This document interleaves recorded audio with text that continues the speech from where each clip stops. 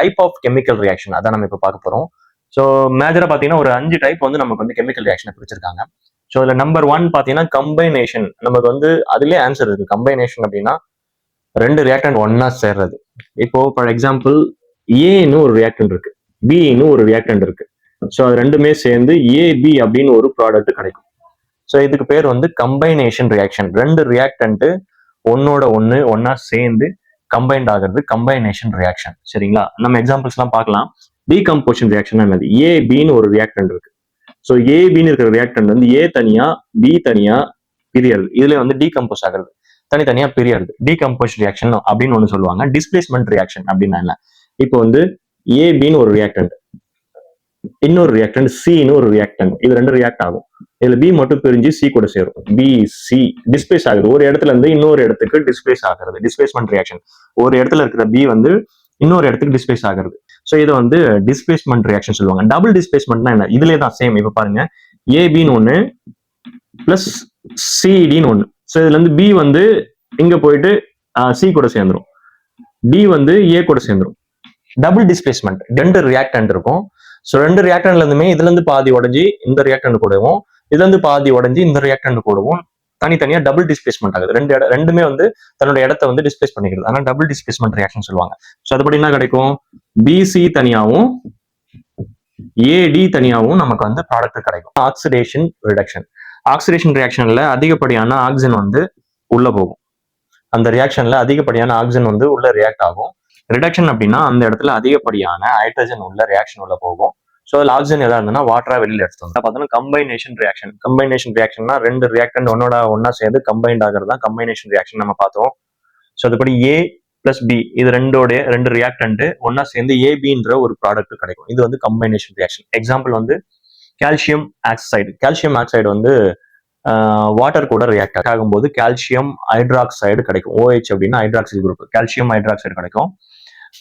இது வந்து slaked Lime hydroxide வந்து கார்பன் டை ஆக்சைடு அதிகமா வந்து அதுல பாஸ் பண்ணும்போது கால்சியம் கார்பனேட் வந்து கிடைக்கும். ஸோ கால்சியம் கார்பனேட்டும் வந்து நிறைய வந்து வீட்டு பெயிண்ட் அடிக்கிறதுல இருந்து நிறைய கெமிக்கலுக்கு வந்து அதை யூஸ் பண்றாங்க. ஸோ அதுக்கப்புறம் வந்து கார்பன் ஆக்சிஜன் கூட சேர்ந்து கார்பன் டை ஆக்சைடு கிடைக்கிறது, ஹைட்ரஜன் வந்து ஆக்சிஜன் கூட சேர்ந்து நம்ம குடிக்கிற தண்ணி கிடைக்கிறது, H2O கிடைக்கிறது. இந்த மாதிரி நிறைய வந்து கம்பைனேஷன் ரியாக்ஷன் வந்து எக்ஸாம்பிள் சொல்லலாம். ஸோ வந்து ஒரு பீக்கர்ல வாட்டர் இருக்கு, வாட்டர்ல இருந்து கால்சியம் ஆக்சைடு வந்து உள்ள கொட்டுறாங்க. கொட்டும்போது கால்சியம் ஹைட்ராக்சைடு வந்து நமக்கு கிடைக்கும். இது வந்து ஒரு டைப் ஆஃப் கம்பைனேஷன் ரியாக்ஷன். இந்த ரியாக்ஷன்ல நீங்க பீக்கரை தொடவே முடியாது, அவ்வளோ டெம்பரேச்சர் வந்து ரிலீஸ் ஆகும். Exothermic reaction. கம்பைனேஷன் ரியாக்ஷன்ல அடுத்தது நம்ம தெரிஞ்சுக்க வேண்டிய முக்கியமான ரியாக்ஷன் தான் இது. ஸோ நேச்சுரல் கேஸ் வந்து மீத்தேன் சொல்லுவாங்க. CH4 methane, ethane, propane, butane இதெல்லாமே நம்ம வந்து நம்ம 1 by 1 பார்க்க போறோம். ஸோ மீத்தேன் வந்து ஹீட்ல, அதாவது என்வரன்மெண்ட்ல இருக்கிற ஹீட்ல ஆக்சிஜன் கூட ரியாக்ட் ஆகி carbon dioxide H2O form ஆகிறது வந்து ஒரு டைப் ஆஃப் கம்பைனேஷன் ரியாக்ஷன் தான். ஸோ அதுக்கப்புறம் நம்ம சாப்பிட்ற குளுக்கோஸ், நம்ம சாப்பிட்ற சாப்பாடு குளுக்கோஸை நம்ம பிளட்ல இருக்கும்போது நம்ம மூச்சு உள்ள இழுக்கும்போது கிடைக்கிற அந்த ஆக்சிஜன் கூட சேர்ந்து கார்பன் டை ஆக்சைடு வாட்டரா வந்து செல்கள்ல நடக்கிறது, நம்ம ஹியூமன் செல்ல நடக்கிறது. ஸோ அந்த மாதிரி வந்து குளுக்கோஸ் எரியப்படும் போது நமக்கு வந்து ATP ஆற்றல் கிடைக்கும். நம்ம நடக்கிறது பேசுறது எல்லாத்துக்குமே ஆற்றல் எனர்ஜி எப்படி கிடைக்குதுன்னா குளுக்கோஸ் செல்கள்ல வந்து ஆக்சிஜனுடைய உதவி மூலயமா பர்ன் ஆகுறதுனால தான், எரியறதுனால தான். அப்படி எரியும் போது நமக்கு ATP அடினோசின் ட்ரைபாஸ்பேட் சொல்லுவாங்க. அந்த ATP வந்து நமக்கு கிடைக்கும். அதுதான் நம்மள ஏற்கிற எனர்ஜி. ஸோ இந்த ரியாக்ஷன்லாம் பார்த்தீங்கன்னா கம்பைனேஷன் ரியாக்ஷன்ல எக்ஸோதெர்மிக் ரியாக்ஷன். அதிகப்படியான டெம்பரேச்சர் வந்து உருவாக்குற ரியாக்ஷன். இதெல்லாமே அதிகப்படியான வெப்பநிலை வந்து. டீகம்போசிஷன் ரியாக்ஷன் அப்படின்னா ஒன்னா இருக்கிற ரியாக்டன்ட் தனித்தனியா பிரிஞ்சு ப்ராடக்டா மாறுறது, அதுதான் வந்து டீகம்போசிஷன். ஏபி அப்படின்ற ரியாக்டன்ட் ஏ தனியாவும் பி தனியான ப்ராடக்டா பிரியறது தான் வந்து டீகம்போசிஷன் ஆகுது. டீகம்போசிஷன் ரியாக்ஷன் சொல்லுவாங்க. ஸோ எக்ஸாம்பிள் பாருங்க, ferric sulphate, calcium carbonate, let nitrate இது எல்லாத்தையுமே என்ன பண்றாங்க, ஒரு டெஸ்ட் டியூப்ல போடுறாங்க. அதாவது தனித்தனியா ஃபெரிக் சல்ஃபேட்டை ஒரு டெஸ்ட் டியூப்ல போட்டு நீங்க வந்து அதை ஹீட் பண்ணும்போது என்ன ஆகுதுன்னா காற்றுல இருக்கிற ஆக்சிஜன் மூலியமா ஹீட் பண்ணும்போது ஸோ ஃபெரிக் ஆக்சைடு Fe2O3 மாறும். இந்த ஃபெரிக் தனியா உடையும், ஆக்சிஜன் கூட சேர்ந்து ஃபெரிக் தனியா உடைஞ்சி ஒரு ஆக்சிஜன் கூட சேர்ந்து இல்ல காற்றுல இருக்கிற ஆக்சிஜன் கூட சேர்ந்து ஃபெரிக் ஆக்சைடா போகும். மீதி இருக்கிற SO4 சல்ஃபேட் வந்து sulphur di oxide, sulphur try oxide. 1 இருந்தா மோனோ, 2 இருந்தா டை, 3 இருந்தா try. So sulphur try oxide, sulphur di oxide அப்படின்னு சொல்லி தனித்தனியா பிரியும். ஸோ இந்த டெஸ்ட் டியூப்ல இதை வச்சு நீங்க லேப்ல பண்ணும்போது முட்டை ஸ்மெல் அடிக்கும். ஸோ அழுகி போன முட்டை ஸ்மெல் அடிக்கும். ஸோ இது வந்து ஃபெரிக் சல்ஃபேட்டோட ஒரு ஐடென்டிஃபிகேஷன். டெஸ்ட். ஓகேங்களா? ஸோ சேம் அதுக்கடுத்து பாத்தீங்கன்னா கால்சியம் கார்பனேட், சேம் ஸ்பெரிக் சல்ஃபேட்டுக்கு பதிலாக நீங்க கால்சியம் கார்பனேட்டை வந்து டெஸ்ட் டியூப்ல போட்டு ஹீட் பண்றீங்க. சேம் கால்சியம் ஆக்சிஜன் கூட சேர்ந்து கால்சியம் ஆக்சைடு ஆகும், CO2 ஆகும் வந்து உங்களுக்கு வெளியில CO2 கார்பன் டை ஆக்சைடு வெளில போயிடும். லெட் நைட்ரேட் எடுத்து சேம் அதே மாதிரி ஹீட் பண்றீங்க. லெட் தனியா உடஞ்சு ஆக்சிஜன் கூட லெட் ஆக்சைடு ஆகும், NO2 பிளஸ் NO2. NO2ன்றது நைட்ரஜன் டை ஆக்சைடு. ஓகேங்களா? நல்லா இன்னொரு பேசிக் நல்லா தெரிஞ்சுங்க. சல்ஃபேட்டை நீங்க வந்து ஹீட் பண்ணீங்கன்னா SO3 SO2 வரும். கிளியரா? Carbon di oxide CO3 carbon try oxide, அதாவது கால்சியம் கார்பனேட், இந்த மாதிரி கார்பனேட் காம்பவுண்ட் CO3 வந்து நீங்க ஹீட் பண்ணீங்கன்னா உங்களுக்கு CO2 கம்பல்சரி வந்துடும். அதே மாதிரி NO3 நீங்க ஹீட் பண்ணீங்கன்னா கம்பல்சரி உங்களுக்கு NO2 வந்துடும். இது வந்து ஒரு பேசிக், எல்லா ரியாக்ஷனுமே நடக்கும். அதனால இந்த பேசிக்கான விஷயங்கள் சில பேசிக்ஸ்லாம் இருக்கும், அதை நீங்க வந்து மண்ணில் ஏற்றிட்டீங்கன்னா உங்களுக்கு இன்னும் ஈஸியா இருக்கும். கம்போஷன் ரியாக்ஷன்ல நம்ம எலக்ட்ரோலைட்டிக் மெத்தட் மூலியமா எப்படி வந்து டீகம்போஷன் ஆகுது அப்படின்னு சொல்லிட்டு நம்ம வந்து ஒரு ரியாக்ஷன் பார்க்க போறோம். ஸோ பீக்கர் ஒன்று எடுத்துக்கிறோம். பீக்கர்ல ஓட்டை போட்டு அடியில் வந்து 2 எலக்ட்ரோட வந்து வச்சாச்சு. அதுக்கு கனெக்ஷன் பேட்டரி வழியா கனெக்ஷன் கொடுத்தாச்சு. ஸோ டெஸ்ட் டியூப் ஏன் வைக்கிறோம் அப்படின்னா உங்களுக்கு வந்து ஏர் பபுள் கேஸ் வந்து வரும், அது வந்து ஏர் பபுளோட வரதை காமிக்கிறதுக்காகவும், அப்புறம் நம்ம கேஸ் வந்து அங்க வந்து கலெக்ட் ஆகும். அந்த கேஸ் ஐடென்டிஃபிகேஷன், அதாவது நம்ம என்ன கேஸ்ன்னு கண்டுபிடிக்கிறதுக்கு டெஸ்ட் பண்றதுக்காகவும் டெஸ்ட் டியூப் வச்சிருப்பாங்க, வேற எதுவும் கிடையாது. பேட்டரி ஆன் பண்ணும்போது எலக்ட்ரோட்ல சார்ஜ் ஆகும். அதாவது எலக்ட்ரோட்ல அது வந்து பாசிட்டிவ் எலக்ட்ரோடு நெகட்டிவ் எலக்ட்ரோடு சொல்லி மின்சாரம் பாஞ்சதுக்கு அப்புறம் அதுக்கு சார்ஜ் கிடைக்கும். ஸோ பாசிட்டிவ் எலக்ட்ரோடு பக்கமா நெகட்டிவ் அயன்லாம் வந்து படியும். ஸோ பாசிட்டிவ் எலக்ட்ரோடு பக்கம் நெகட்டிவான ஆக்சிஜன் அயன் போயிட்டு ஒட்டிக்கும். ஸோ வாட்டர்ல இருந்து ஆக்சிஜன் தனியா பிரிஞ்சதுக்கு அப்புறம் ஹைட்ரஜன் மட்டும் இருக்கும். ஹைட்ரஜன் கேஸ் மேல போயிட்டு இந்த எம்டி பிளேஸ்ல வந்து தங்கிடும். அப்படி மேல போகும்போது உங்களுக்கு ஏர் பபுள் வரும், முட்டை விட்டுட்டே வரும். கேஸ் மேல போகும்போது என்ன ஆகும், நீங்களே தண்ணிக்குள்ள அடியில போயிட்டு நீங்க மூச்சு விடும்போது என்ன ஆகும், முட்டையா மேல வரும் பாத்தீங்களா? அந்த மாதிரி தான் வந்து உங்களுக்கு ஹைட்ரஜன் கேஸ் மேல போகும்போது உங்களுக்கு ஏர் பபுளோட வரும். ஸோ அதனால உங்களுக்கு கேஸ் அங்க வருதுன்னு ஐடென்டிஃபிகேஷன் நமக்கு தெரிஞ்சிடும். இந்த எலக்ட்ரோட்ல பாத்தீங்கன்னா மைனஸ் சார்ஜ் கிடைக்கும். மைனஸ் சார்ஜ்னா பாசிட்டிவ் அயன் ஹைட்ரஜன், ஹைட்ரஜன் போய் மைனஸ் எலக்ட்ரோடு மேல ஒட்டிக்கும் போது மீதி இருக்கிற ஆக்சிஜன் மட்டும் மேல வந்து ஏர் பபுள் முட்டை விட்டுட்டு மேல போயிட்டு இங்க தாங்கும். ஸோ இது வந்து ஒரு டீகம்போஷன் ரியாக்ஷனுக்கு இது வந்து ஒரு எக்ஸாம்பிள். டிஷ்ல சில்வர் குளோரைடு, இது வந்து AgCl powder, silver chloride white கலர்ல இருக்கும். சில்வர் குளோரைடு பவுடரை சன்லைட்ல வைக்கிறாங்க. சன்லைட்ல வைக்கும்போது சன்லைட் மூலியமா அங்க வந்து டெம்பரேச்சர், அந்த ஹீட்ல சன்லைட் மூலியமா சில்வர் தனியாகவும் குளோரின் தனியாகவும் தெரியும். ஸோ இது எப்படி தெரியும்னா நமக்கு வந்து கலர் வந்து மாறும், கிரே கலர்ல மாறும். ஸோ வெள்ளை கலர்ல இருந்தது கிரே கலர்ல மாறும். கிரே கலர்னா ஒரு பழுப்பு கலர்ல மாறும். ஏபில இருக்கிற பி மட்டும் டிஸ்பிளேஸ் ஆகி சில போயிட்டு BCன்னு ஒரு ப்ராடக்ட் கிடைக்கும். அதாவது ஒரு பார்ட் மட்டும் டிஸ்பிளேஸ் ஆயிடுச்சு, ஒரு இடத்துல இருந்து இன்னொரு இடத்துக்கு டிஸ்பிளேஸ் ஆகுறதுனால இது டிஸ்பிளேஸ்மெண்ட் ரியாக்ஷன் அப்படின்னு சொல்லுவாங்க. எக்ஸாம்பிள் வந்து ஃபெரிக்கு காப்பர் சல்ஃபேட் கூட ரியாக்ட் ஆகுது. ஸோ அதுல இருக்கிற சல்ஃபேட் மட்டும் உடஞ்சி ஃபெரிக் கூட சேர்ந்து ஃபெரிக் சல்ஃபேட்னு வந்து போய் டிஸ்பிளேஸ் ஆயிடும், காப்பர் தனியா கிடைச்சிடும். அந்த 3 ஆணி எடுத்துக்கிறாங்க. ஒரு டெஸ்ட் டியூப்ல காப்பர் சல்ஃபேட் சொல்யூஷன் இருக்கு. ஒரு டெஸ்ட் டியூப்ல காப்பர் சல்ஃபேட் சொல்யூஷன் இருக்கு. அந்த காப்பர் சல்ஃபேட் சொல்யூஷன்ல 2 ஆணி மட்டும், 3 ஆணில இருந்து 2 ஆணி மட்டும் எடுத்து கொஞ்ச நேரம் உள்ள வந்து ஊற வைக்கிறாங்க. ஆணி வந்து ஃபெரிக், சரிங்களா? ஃபெரிக் என்ன பண்ணுது, காப்பர் சல்ஃபேட் சொல்யூஷன்ல முக்கும் போது சல்ஃபேட் மட்டும் உடச்சி ஃபெரிக் சல்ஃபேட்டா மாறிடும். ஸோ இரும்பு வெள்ளை கலர்ல இருந்த இரும்பு வந்து பிரவுன் கலர்ல மாறிடும். ஸோ ஒயிட் கலர்ல இருந்த இரும்பு பிரவுன் கலர்ல மாறிடும். அப்படின்னா என்ன அர்த்தம் அப்படின்னா, இந்த இரும்பு வந்து சல்ஃபேட் கூட சேர்ந்ததுனால நமக்கு நார்மல் இரும்பு கலர்ல இருந்து பிரவுன் கலர்ல மாறி இருக்கு. ஸோ ஏற்கனவே எடுத்த காப்பர் சல்ஃபேட் சொல்யூஷன் டெஸ்ட் டியூப்ல எடுத்தோம் பாத்தீங்களா, அது வந்து என்ன கலர்ல இருக்கும் அப்படின்னா திக் ப்ளூ கலர்ல, நல்லா திக் ப்ளூ, உஜாலா நீளம் பாத்தீங்களா, அந்த கலர் நல்லா திக் ப்ளூ கலர்ல இருக்கும்.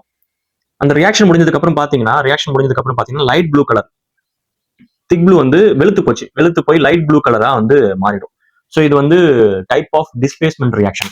சேம் இதே மாதிரி இரும்புக்கு பதிலாக நீங்க வந்து ஜிங்க் எடுத்துக்கலாம். ஜிங்க்கும் அதே மாதிரி சல்ஃபேட் கூட ரியாக்ட் ஆகும்போது ஜிங்க் சல்ஃபேட் வரும்,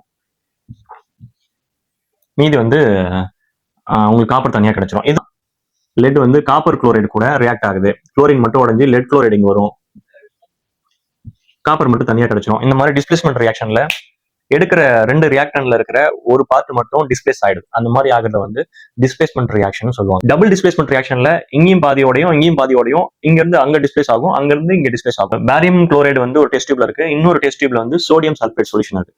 ரெண்டுத்தையும் ஒன்னா ஆட் பண்றாங்க. ஆட் பண்ணும்போது நமக்கு இங்க பிரிசிபிடேஷன் ஃபார்ம் ஆகும். ஸோ வீழ்படிவு ஃபார்ம் ஆகும். பேரியம் தனியா உடையும், சோடியம் தனியா உடையும். சோடியம் என்ன பண்ணும், குளோரின் கூட சேர்ந்து NaCl நம்ம சாப்பிடுற உப்பு. ஸோ இதுதான் பிரிசிபிடேஷன் ஆகுது காரணம். மீதி என்ன இருக்குன்னு பாத்தீங்கன்னா பேரியம் சல்ஃபேட். ஸோ அது தனியா வந்து நம்ம கிடைக்கும். ஸோ இதுதான் வந்து டபுள் டிஸ்பிளேஸ்மெண்ட் ரியாக்ஷனுக்கு எக்ஸாம்பிள். ஆக்சிடேஷன் ரியாக்ஷன் அப்படின்னா அதிகப்படியான ஆக்சிஜன் வந்து அந்த ரியாக்ஷன்ல இன்வால்வ் ஆகுது அப்படின்னு அர்த்தம். அதிகப்படியான ஆக்சிஜன் வந்து அந்த ரியாக்ஷன்ல ஈடுபடுது அப்படின்னு அர்த்தம். ரிடக்ஷன் ரியாக்ஷன் அப்படின்னா அதிகப்படியான ஹைட்ரஜன் வந்து அந்த ரியாக்ஷன்ல ரியாக்ட் ஆகுது. இல்ல டிஷ்ல இல்ல பெட்ரி டிஷ்ல வந்து காப்பர் வந்து எடுத்துக்கிறாங்க. காப்பர் நமக்கு தெரியும், நம்ம வந்து நிறைய இந்த ஒயர்ல எல்லாம் பார்த்திருப்பீங்க, ஒரு மாதிரி பழுப்பு நிறத்துல இருக்கும். அந்த காப்பர் என்ன பண்றாங்க, ஹீட் பண்றாங்க. பெட்ரி டிஷ்ல இதுலயே வச்சு ஹீட் பண்ணும்போது பழுப்பு நிறத்துல இருக்கிற அந்த காப்பர் வந்து கருப்பு கலர்ல மாறும். ஸோ பழுப்பு நிறத்துல இருக்க அந்த காப்பர் வந்து காப்பருடைய ஃபார்ம்ல வந்து Cu, இதான் வந்து காப்பர். காப்பர் என்ன பண்ணுதுன்னா என்வரான்மெண்ட்ல இருக்கிற ஆக்சிஜன் கூட ஹீட் பண்றாங்க. ஹீட் பண்ணும்போது என்வரான்மெண்ட்ல இருக்கிற ஹீட் பண்ணாலே உங்களுக்கு காத்து கூட ஆக்சிஜன் கூட ரியாக்ட் ஆகுதுன்னு அர்த்தம். ஸோ காப்பர் காற்று கூட ரியாக்ட் ஆகி காப்பர் ஆக்சைடா மாறும். ஸோ இந்த இடத்துல என்ன நடக்குதுன்னா ஆக்சிடேஷன் நிறைய இன்வால்வ் ஆகுதுல்ல, ஆக்சிஜன் நிறைய அந்த ரியாக்ஷன்ல போனாலே உங்களுக்கு ஆக்சிடேஷன் ரியாக்ஷன். காப்பர் ஆக்சைடு திரும்ப என்ன பண்ணுன்னா ஹைட்ரஜனேஷன் ஆகும். ஸோ ஹைட்ரஜனேஷன் அப்படின்னா H2 அதிகப்படியான ஹைட்ரஜன் வந்து அந்த ரியாக்ஷன்ல பேக் ரியாக்ஷன், அதிகப்படியான பேக் ரியாக்ஷன் சொல்ல முடியாது, அதிகப்படியான ஹைட்ரஜன் வந்து அந்த காப்பர் ஆக்சைடு கூட ரியாக்ட் ஆகி திரும்ப காப்பர் மாறும் பிளஸ் வாட்டர் கிடைக்கும். சரிங்களா? காப்பர் ஆக்சைடு என்ன பண்ணுது, அதிகப்படியான ஹைட்ரஜன் கூட ரியாக்ட் ஆகுது. ஸோ அதிகப்படியான ஹைட்ரஜன் கூட ரியாக்ட் ஆகும்போது இந்த ஹைட்ரஜன் ஆக்சிஜன் கூட சேர்ந்து -H2O வாட்டர் தனியா வெளில போயிடுன்னு அர்த்தம்.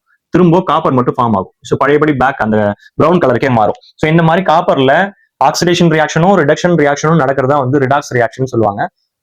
இன்னொரு எக்ஸாம்பிள் வந்து ஜிங்க் ஆக்சைடு கார்பன் கூட ரியாக்ட் ஆகி கார்பன் மோனாக்சைடு, ஒன்னு இருந்தா மூணுன்னு சொல்லுவாங்க, கார்பன் மோனாக்சைடு பிளஸ் ஜிங்க் தனியா பழையபடி ஜிங்க் கிடைச்சுன்னா இது வந்து ஒரு type of redox reaction. So oxygen மட்டும் வெளியில போகுது. அதனால அதே மாதிரி மேங்கனீஸ் டை ஆக்சைடு வந்து ஹைட்ரோக்ளோரிக் ஆசிட் கூட ரியாக்ட் ஆகும்போது MnCl2 இது ரெண்டும் உடையும். இங்க குளோரின் தனியா உடையும், இங்க இது தனியா உடையும். இந்த குளோரின் கூட Mn மேங்கனீஸ் போயிட்டு ஆட் ஆகிடும். மேங்கனீஸ் டைக்ளோரைடு மீதி H2O தனியா வெளியில போகும், எக்ஸஸா இருக்க குளோரின் தனியா வெளியில போகும்.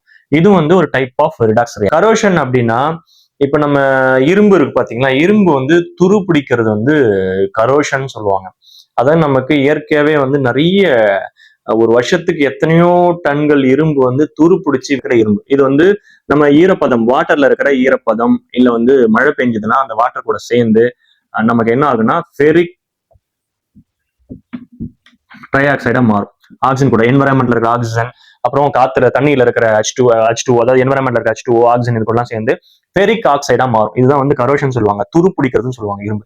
அந்த மாதிரி வந்து இரும்புகள் தேய்மானம் ஆகிறது, காப்பர், இந்த மாதிரி நிறைய விஷயங்கள் வந்து நிறைய மெட்டல்ஸ் வந்து என்ன ஆகுனா ஆக்சிஜன் கூட சேர்ந்து ஆக்சிடேஷன் ரியாக்ஷன் மூலமா நமக்கு துரு பிடிக்கிறது இல்ல இந்த அழிஞ்சு போகிறது எல்லாமே கரோஷன் சொல்லுவாங்க. இதை எப்படி நம்ம வந்து தடுக்கலாம் அப்படின்னு பாத்தீங்கன்னா அதுக்குதான் வந்து கோட்டிங், அதாவது அது மேல வந்து பெயிண்ட் அடிக்கிறது இல்ல வந்து எஸ்எஸ் ஸ்டீல்னு கேள்விப்பட்டிருக்கீங்க. எஸ்எஸ்ன்றது இரும்பு வந்து இன்னொரு உலோகத்து கூட ஒரு குறிப்பிட்ட ரேஷியோல மிக்ஸ் பண்ணி நம்ம யூஸ் பண்ணும்போது அது தேய்மானம் ஆகுறது, அதாவது கரோஷன் ஆகுறது இல்ல துரு பிடிக்கிறது எல்லாம் வந்து தடுக்கப்படும். ஸோ இந்த மாதிரி நம்ம தேங்காய் எண்ணெயோ இல்ல வந்து மலட்டை எண்ணெயோ இல்ல எள்ளு எண்ணெயோ ஏதோ ஆடிட்டு வந்து வீட்டுல வச்சிருக்கீங்க அப்படின்னா, ஆடிட்டு வந்ததுக்கு அப்புறம் நீங்க அதை ஓப்பன் பண்ணி வச்சுட்டீங்க. வீட்டுல பாத்தீங்கன்னா மூடி வைப்பாங்க, எல்லாத்தையுமே காத்து போகாத மாதிரி டைட்டா மூடி வைப்பாங்க. அது ஓப்பன் பண்ணி வச்சா என்ன ஆகும் அப்படின்னா ஆக்சிடேஷன் ரியாக்ஷன் நடக்கும். அந்த எண்ணெய் எல்லாம் என்ன ஆகுன்னா அது உள்ள இருக்கிற ஃபேட் வந்து ஆக்சிடேஷன் ரியாக்ஷனுக்கு உட்பட்டு ஒரு மாதிரி ஸ்மெல்லு வந்து நாளாக நாளாக ஓப்பன் பண்ணி வச்சீங்கன்னா உங்களுக்கு வந்து ஒரு மாதிரி ஸ்மெல்லு வந்து வேற மாதிரி சிகிடு அடிக்குது, ஒரு மாதிரி நல்லா இல்லை அப்படின்னு சொல்லி கேள்விப்பட்டிருக்கீங்க. அது காரணம் என்னன்னா இந்த எண்ணெய் பொருள்கள் இந்த மாதிரி கொழுப்பு பொருள்கள் எல்லாமே ஆக்சிடேஷன் ரியாக்ஷனுக்கு